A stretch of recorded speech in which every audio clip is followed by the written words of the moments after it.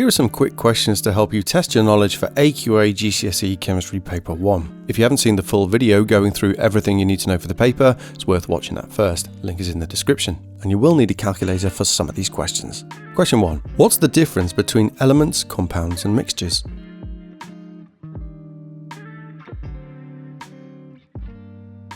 An element is a substance made from only one type of atom, say oxygen atoms. A compound is a substance made from two or more different types of atoms chemically bonded together. For example, water is H2O, hydrogen and oxygen bonded together. A mixture is two or more different elements or compounds that are not chemically bonded together. For example, air. That's a mixture of nitrogen molecules, oxygen molecules, water and more. Question 2. Balance this chemical equation. Might be worth pausing for this one.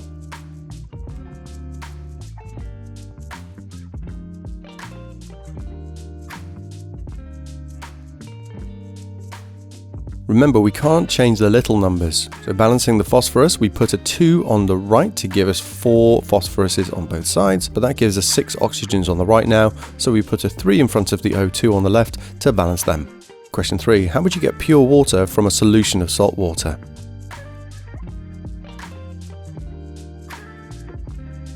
You use distillation. Heat the solution so the water, the solvent, evaporates, then use a condenser to turn that back into liquid, leaving the salt, the solute, behind. Question 4. Describe the states of matter, solid, liquid and gas.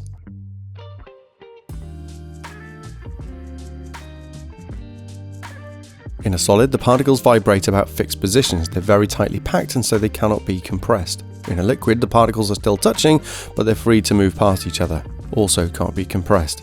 In a gas, the particles move with fast speeds, with high kinetic energy, and they're far apart, which means that they can be compressed.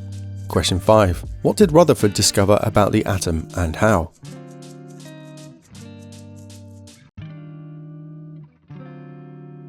Rutherford fired alpha particles, which are positively charged, at a thin gold leaf.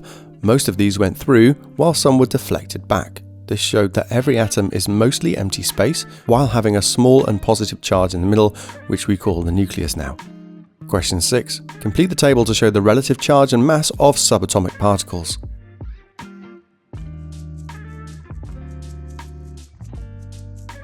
Protons are positive, so we just say +1, relatively speaking. Neutrons are neutral, so 0, while electrons are negative, so they're -1 or -1, you might say. Protons and neutrons basically have the same mass, so we say they're just 1 relatively, while electrons have a very small mass in comparison, so we can say very small or just 0. Question 7. What do the numbers on an element symbol mean?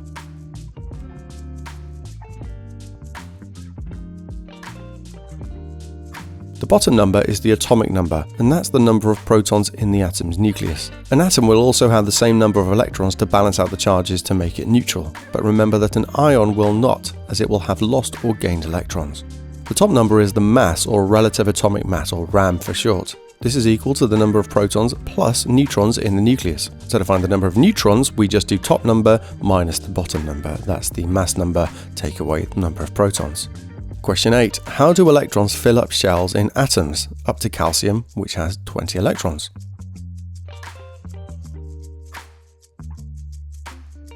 It's 2, 8, 8, 2. The first shell has a maximum of 2 electrons, the second shell has a maximum of 8, etc. Question 9. What do metals always do when they bond? Ionic bonding to be precise. And what is magnesium's ion if it's in group 2?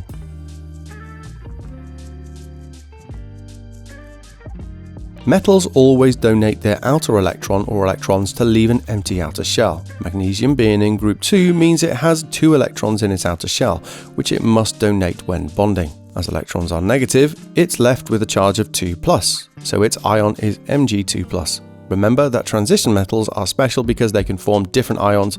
For example, iron can be Fe2+ or Fe3+. Question 10. Non-metals can take part in ionic bonding or covalent bonding. What's the difference?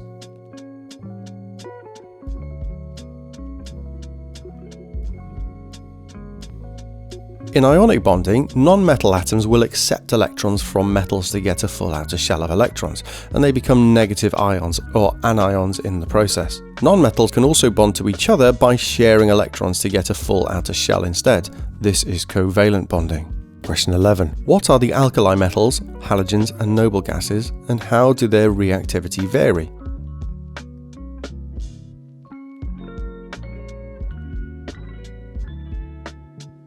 Group 1 are the alkali metals. They all have one electron in their outer shell. Their name comes from the fact that they produce an alkali when reacting with water. This reaction is more violent down the group because that outer electron is further from the nucleus, so is removed more easily. Group 7 are the halogens. They get more reactive as you go up the group, as it's easier for an electron to be accepted when the outer shell is closer to the nucleus. Group 0, or sometimes called Group 8, are the noble gases. As they have full outer shells already, they are very unreactive. To all intents and purposes, they don't react. Question 12. Describe metallic bonding and explain why metals are good conductors as a result.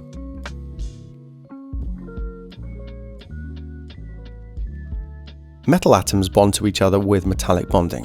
They form a lattice, a grid of ions, and they're surrounded by a sea of delocalized electrons. As these electrons are free to move, this makes them good conductors of electricity and heat.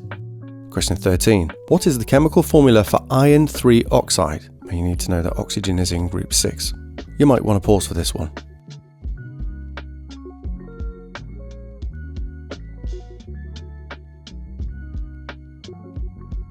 Iron 3 means the ion Fe3+, while oxygen ions are O2- because they need to gain 2 electrons to get a full outer shell of 8.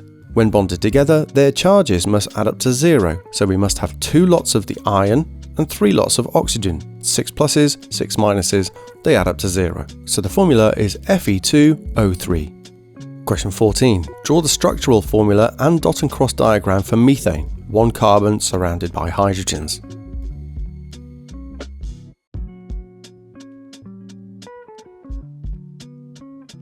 Carbon is in group 4, so it always makes 4 covalent bonds to get a full outer shell of 8. Every hydrogen only makes 1 bond each in order to get a full outer shell of 2. That means methane is CH4. A line represents 1 covalent bond in structural formula, and that's always a dot cross electron pair in a dot and cross diagram. Question 15. What are the properties of ionic compounds and simple covalent compounds?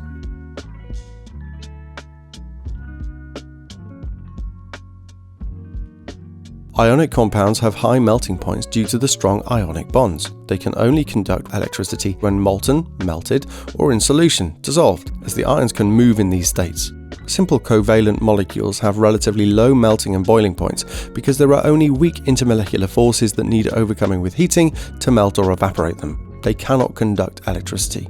Question 16. How can graphite conduct electricity but diamond cannot, even though they're both giant covalent structures and allotropes of carbon?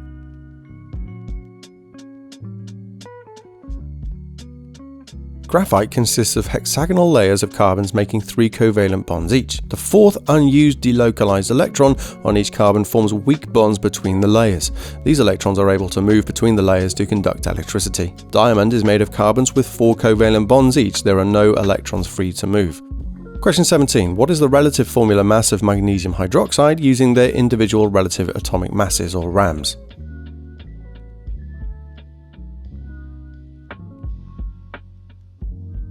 A hydroxide OH group is 17. Add 2 lots of this to magnesium's 24 and you have a relative mass, we still might say RAM for short, of 58. This of course is in grams per mole. Question 18. How many moles is 29 grams of magnesium hydroxide?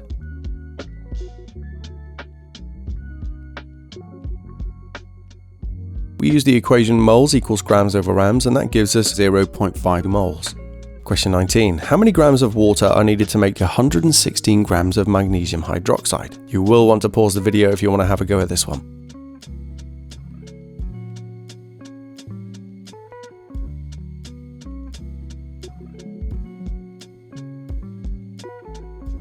Okay, here we go. The stoichiometry of water to magnesium hydroxide is 2 to 1, according to the balanced equation, meaning we must have double the moles of water, so that's 4 moles. Finally, rearranging our moles equation, we find that grams equals moles times rams, so that's 4 times 18, that's 72 grams of water needed. Question 20. What is a limiting reactant?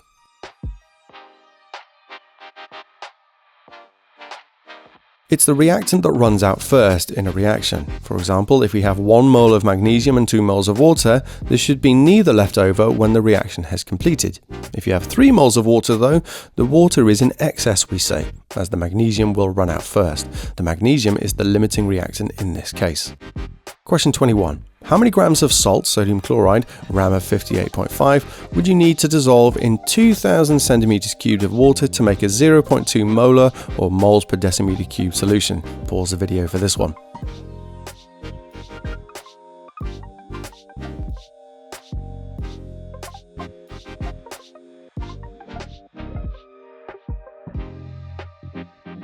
First, convert centimeters cubed to decimeters cubed by dividing by 1000, so that's 2 decimeters cubed. If you can't remember the equation for concentration, remember that units are your friends. We need moles, but we've been given 0.2 moles per decimeter cubed, or moles divided by decimeters cubed.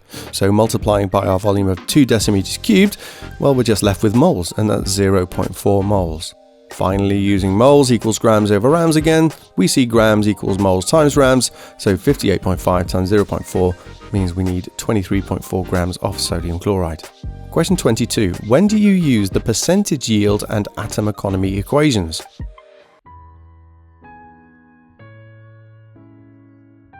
You use percentage yield when you're given actual masses of reactants and products. We use it to find out how much of a product is made in reality. Atom economy, on the other hand, uses rams of reactants and products to find out how much of a desired product we'd get compared to the total amount of reactants used.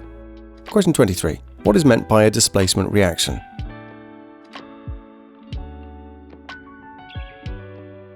When an ionic compound generally encounters a more reactive metal or non-metal, this metal or non-metal will displace or take the place of the less reactive one that's in the compound. It gets kicked out. Question 24. What is meant by oxidation and reduction?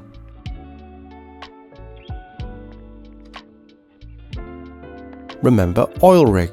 Oxidation is loss, reduction is gain of electrons. Question 25. What determines the pH of an acid or alkali?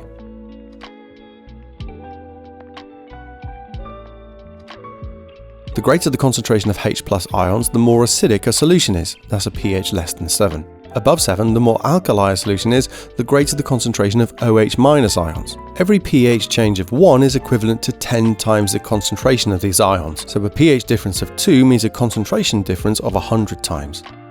Question 26. How many moles of sodium hydroxide, NaOH, would you need to neutralize 3 moles of sulfuric acid, H2SO4, and what are the products?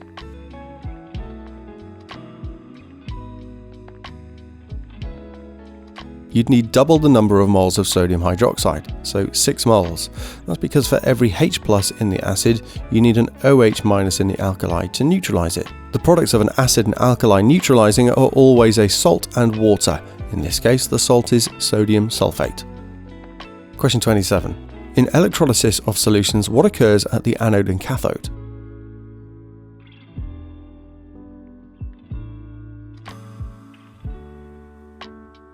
Positive ions, or cations, remember cats, they're positive, are attracted to the cathode, which is negative. There, they gain electrons from the cathode, and so this is reduction. The opposite happens at the anode. Anions lose electrons. They're oxidized instead. Question 28. Again, in electrolysis of solutions, what determines what's made at the cathode and anode?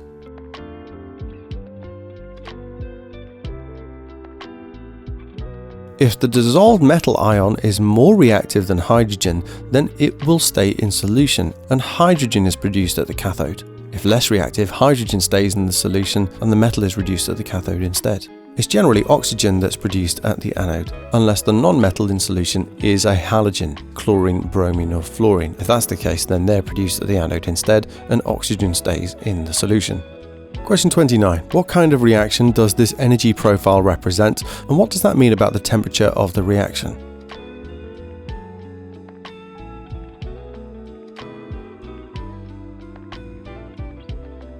This is an exothermic reaction. That's because the y-axis is technically potential energy. As that's decreasing, that means the kinetic energy must be increasing. So that means that the temperature of the reaction must be getting hotter.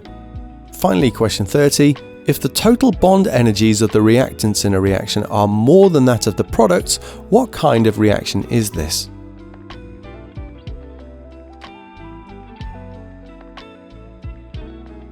More energy is required to break the bonds than is released when the new ones form, so that's net energy into the reaction.